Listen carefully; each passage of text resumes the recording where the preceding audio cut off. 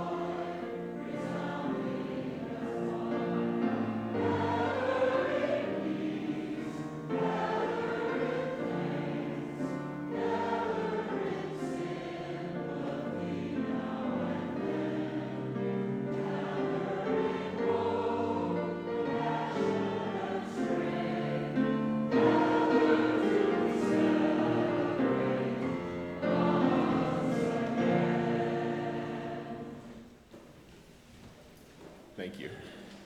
Good morning. My name is Jared Wilson, and I welcome you to Cedar Lane Unitarian Universalist Church, a liberal religious community where love, thank you, where we gather to explore the eternal, to nurture community, and to build a more just world.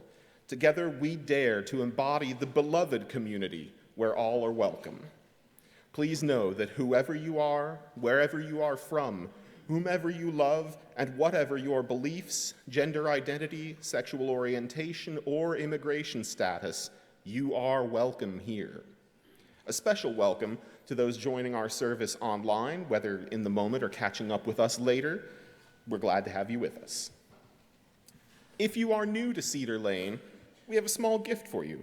Please raise your hand if you're comfortable doing so, and keep it raised for a moment so our ushers can find you. And let's give all of our guests a special Cedar Lane welcome.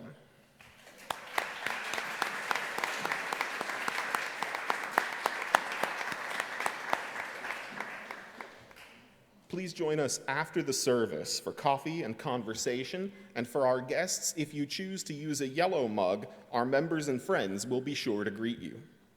We'd like to draw your attention to the insert in your order of celebration. You'll see from the rich variety of opportunities that this is a vital and engaged religious community. Now, as we move into our time of worship, all are invited to light a candle if you desire at the side of the sanctuary, signifying a personal joy, sorrow, celebration, or concern. You'll find Lata Potri of our pastoral visitors team there during and after the service for anyone who needs a listening ear. Today, we are delighted to have with us Angela Ferrell-Zabala, Chief Equity Outreach and Partnerships Officer at Everytown for Gun Safety. Welcome. Thank you.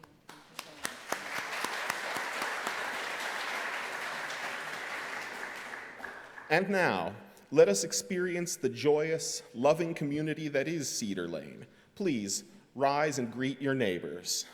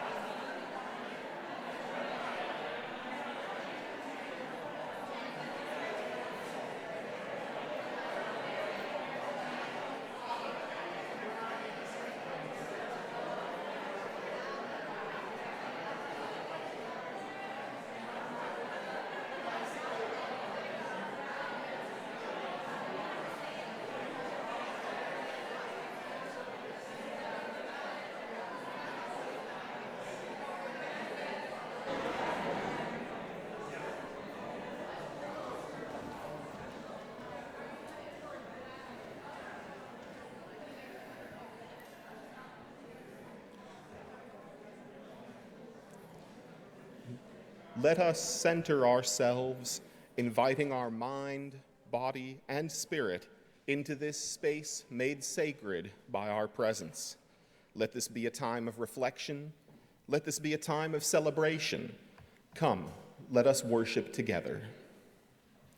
As James Baxter kindles the chalice, symbol of our free faith and gathered community, please rise in body and/or in spirit to speak in unison these chalice-lighting words from our senior minister, Abi Janamanchi, printed in your order of celebration. We kindle the chalice, that by its flame we may seek and find the holy in ourselves, in each other, and in our relationships. We gather with gratitude for our religious community, which provides us opportunities to celebrate life and the glorious unfolding of human potential. And please remain as you are for our opening hymn, number 1010 in the Teal hymnal, We Give Thanks.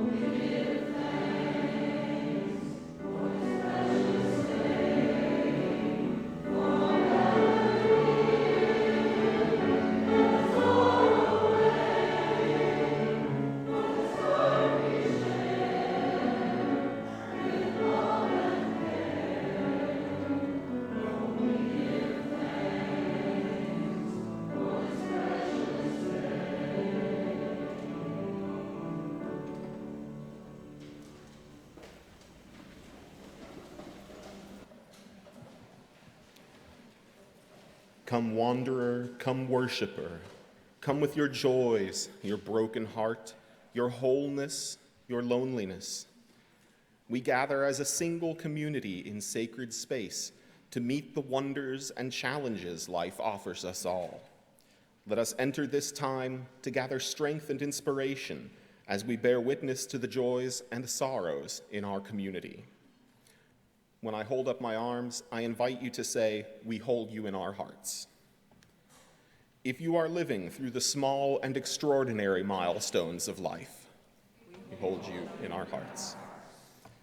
If parenting is your spiritual practice, we hold you in our hearts.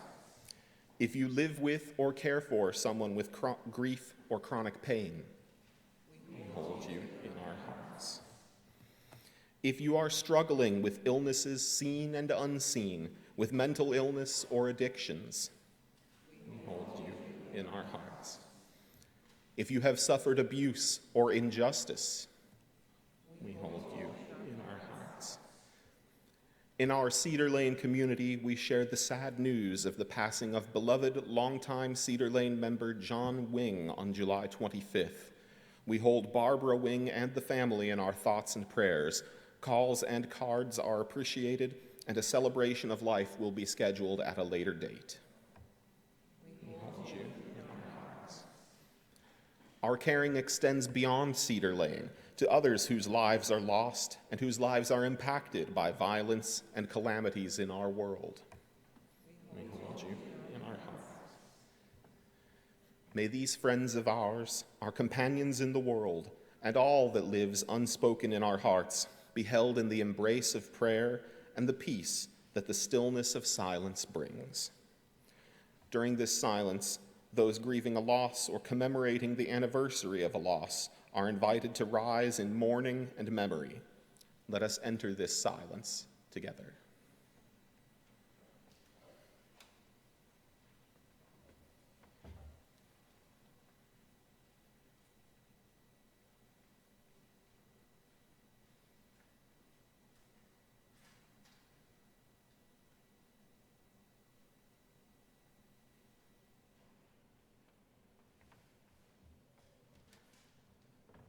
Thank you.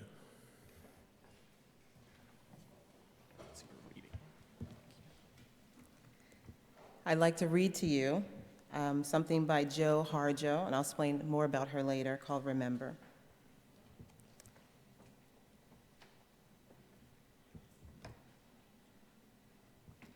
Remember the sky that you were born under. Know each of the stars' stories. Remember the moon. Know who she is. Remember the sun's birth at dawn. That is the strongest point of time. Remember sundown and the giving away tonight. Remember your birth, how your mother struggled to give from form and breath to you. You are evidence of her life and her mother's and hers. Remember your father. He is your life also. Remember the earth whose skin you are, red earth, black earth, yellow earth, white earth, brown earth. We are earth. Remember the plants, trees, animal life who all have their tribes, their families, their histories too. Talk to them, listen to them. They are alive poems. Remember the wind, remember her voice. She knows the origin of this universe. Remember you are all people and all people are you. Remember you are the universe and this universe is you. Remember all is in motion, is growing, is you. Remember language comes from this. Remember the dance languages that life is. Remember.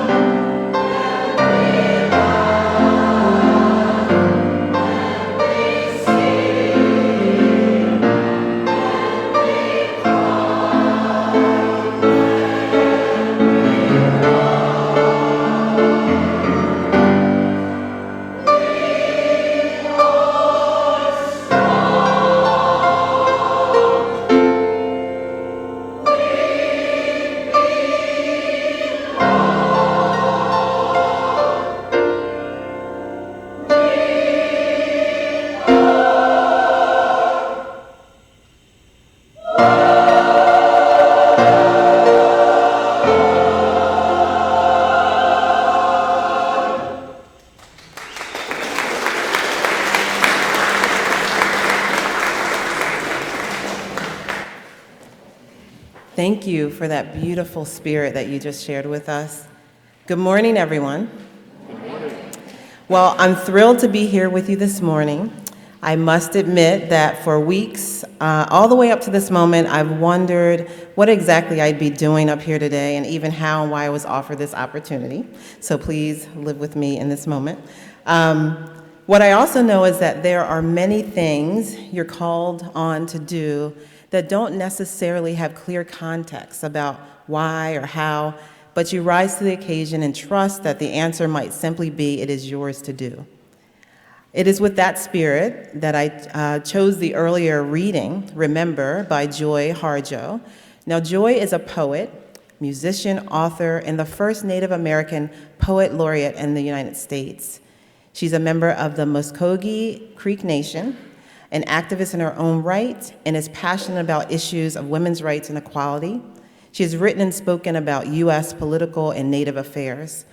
Her work in these areas are grounded by her strong sense of unity and her lack of separation among human, animal, plant, sky, and earth.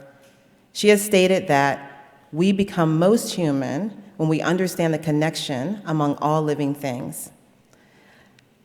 While Joy Harjo and I were born decades apart, she in Tulsa, Oklahoma, and I in Philadelphia, Pennsylvania, born under different circumstances onto different communities, we share a connection to each other that makes us more human.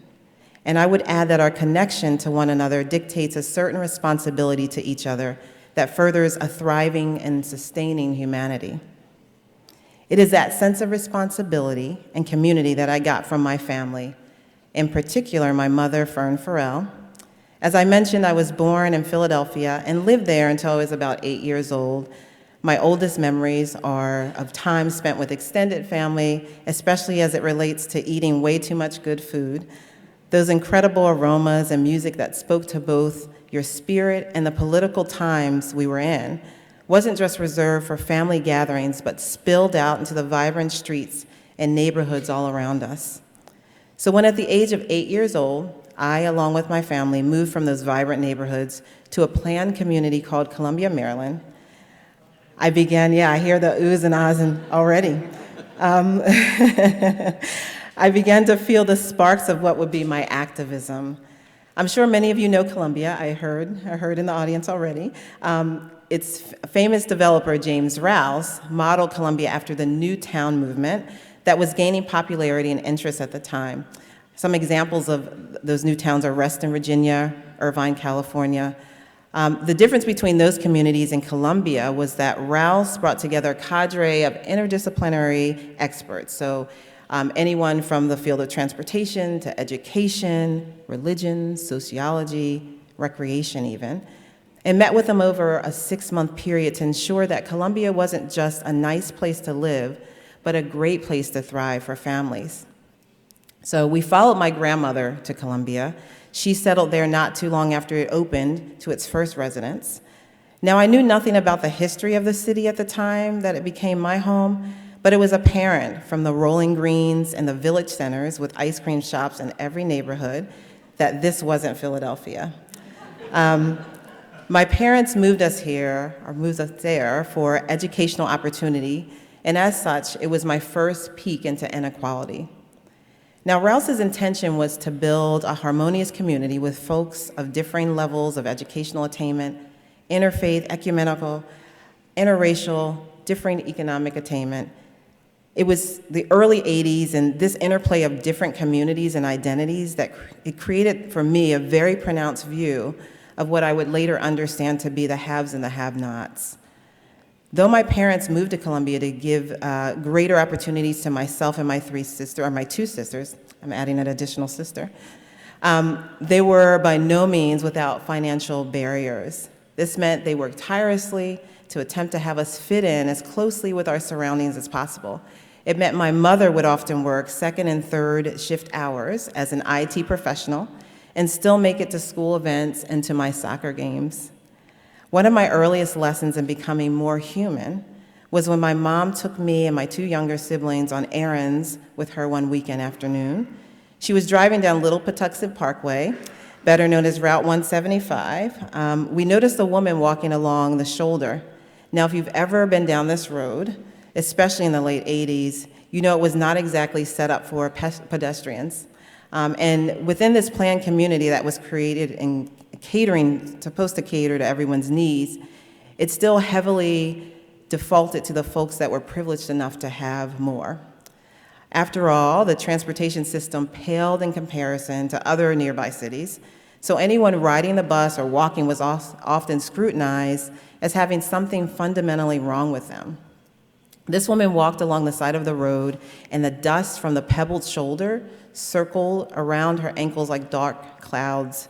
She maintained a steady rhythm and a deep gait, even though the high afternoon sun bronzed her light brown skin on the right side.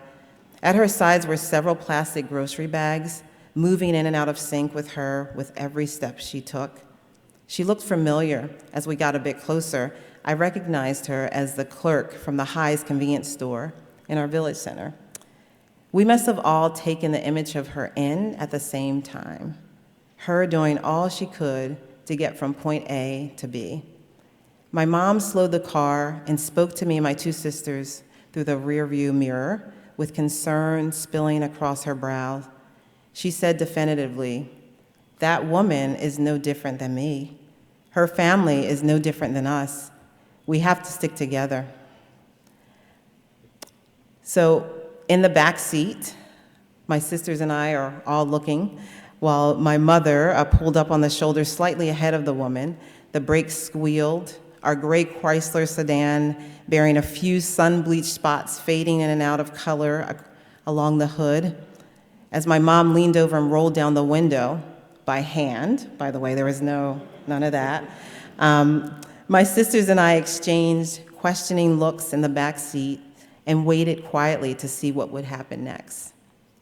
So the woman accepted the offer of a ride appreciatively and climbed in the front seat. Situating her bags on her lap and about her feet, she had a strong accent and at times struggled for the right words to use as she chatted with my mom. She was a mother, an immigrant from Costa Rica, a member of our community. She was going about her errands, as were we. She occasionally glanced up at the rearview mirror, her smile reflecting on us. It's a smile that I'll never forget, as it felt so incredibly familiar that it was like looking at my mother through the mirror. That moment shaped my approach to jumping in to help solve some of our most critical problems across many issues: reproductive rights and justice, immigrant rights, LGBTQ rights, and racial justice, to name a few. Now, you may be thinking, where in the world are you going with this? So just stay with me. Remember what Joy Harjo said: we become most human when we understand the connection among all living things. I would add to my sister Joy's prophetic words by suggesting that when we are living in that very humanity, a humanity brought about through authentic connection, the familiarity will be reflected back at us because we are experiencing what is divine and intrinsic in ourselves and each other.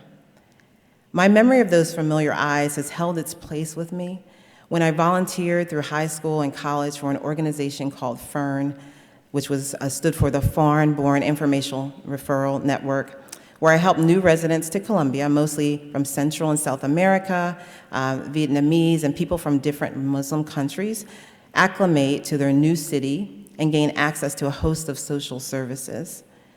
Those familiar eyes were with me when my then girlfriend, now wife, spent free time canvassing for marriage equality in the district and lobbying for it in Annapolis alongside Equality Maryland.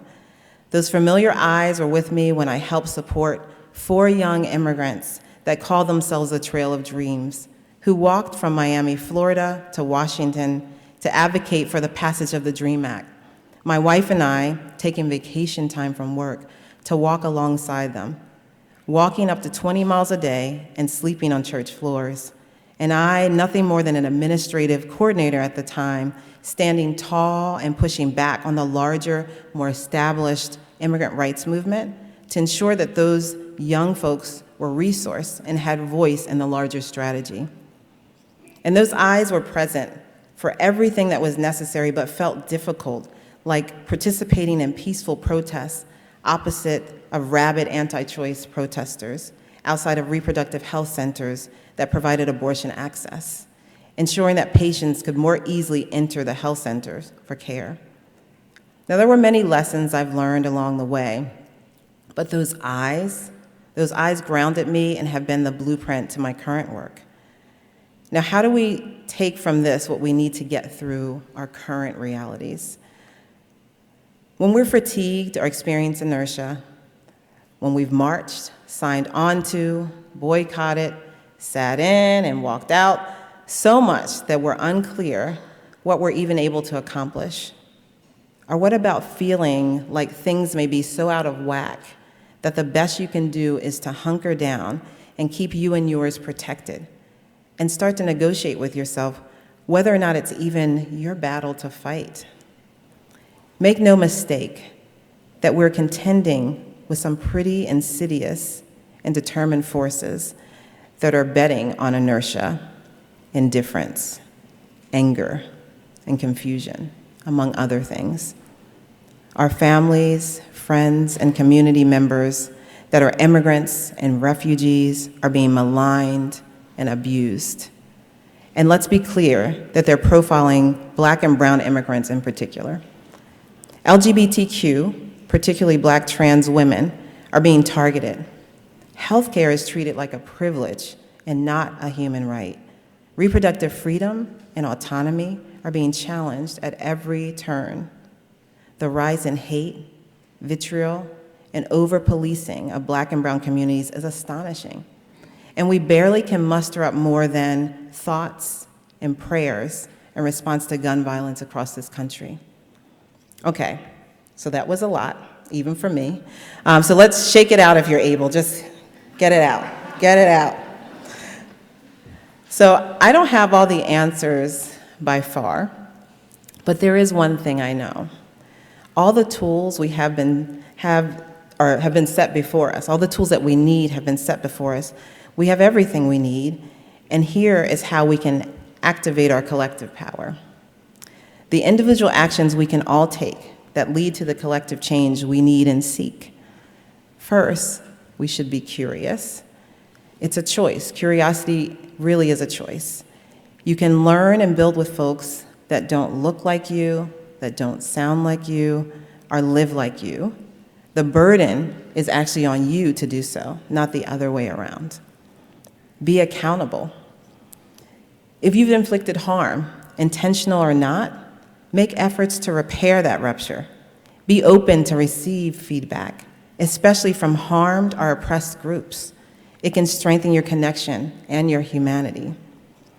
Practice forgiveness, and once you've practiced it, keep practicing. Forgiveness of self and others, this is so challenging, I know for a fact. But when we're working towards our collective liberation, we have to remember that we often come broken to this work, are pained.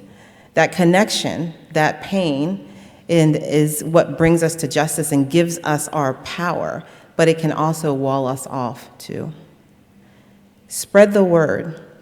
When you see someone inflicting harm or spreading misinformation, intentional or otherwise, address it appropriately. This is mostly directed towards acquaintances and family. Those are sometimes some of the toughest conversations to have, but I believe that planting those seeds and giving folks an opportunity to learn and grow is powerful. Remember your roots. The tools we have at our disposal are passed through generation and is in our legacy. They will carry us forward and offer solutions. Believe in and invest in emerging leaders. These, I'm talking about, are the young folks that always have the ideas, from the littlest ones to even my almost 18-year-old son that lit the chalice this morning. They are already oriented to see the collective in us and in our communities, and we should prepare them to carry and receive our legacy. These are just a few ways to move from individual power to collective power. We become most human when we understand the connection among all living things.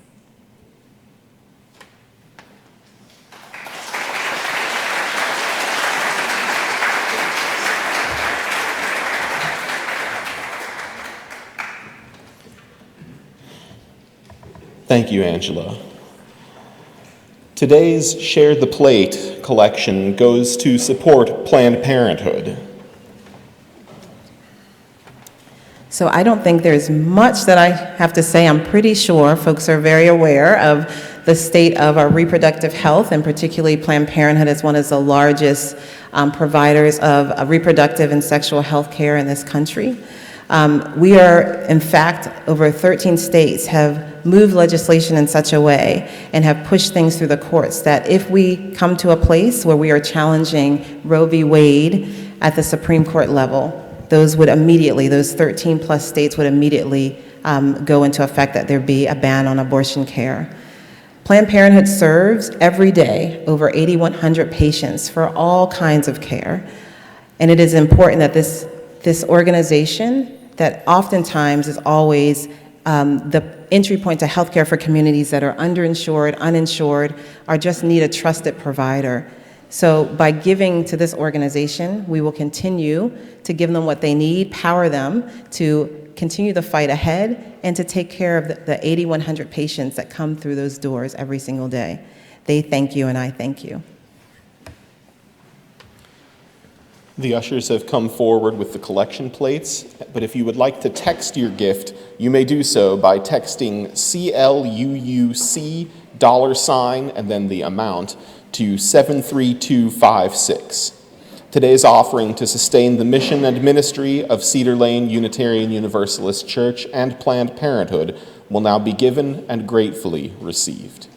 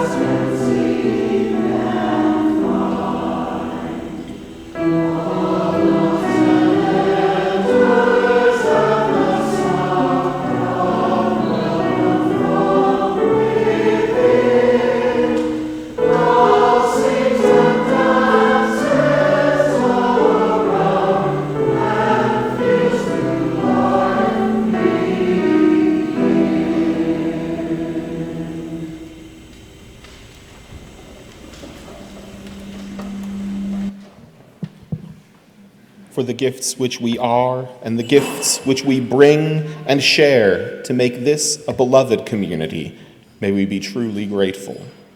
May we be committed to using these gifts to make a difference in the world and to keep sharing as long as ever we can. Now please rise in body and/or in spirit to sing hymn number 1017 in your teal hymnal, Building a New Way.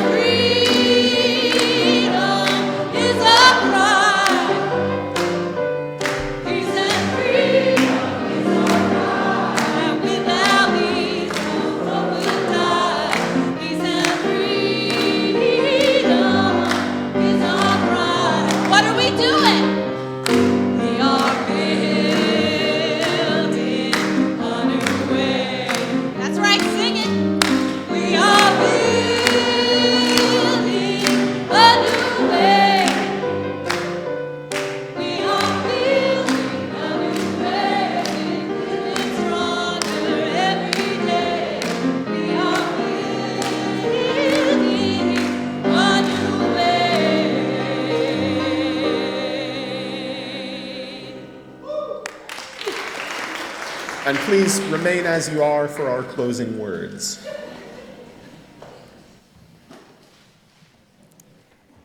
So I love poems, so here's another poem for you by Lucille Clifton called Won't You Celebrate With Me? Won't you celebrate with me what I have shaped into a kind of life? I had no model, born in Babylon, both non-white and woman. What did I see to be except myself? I made it up. Here on this bridge between starshine and clay, my one hand holding tight my other hand. Come celebrating with me that every day something has tried to kill me and has failed. And please also remain as you are for our postlude, Siyahamba, number 1030 in the Teal hymnal.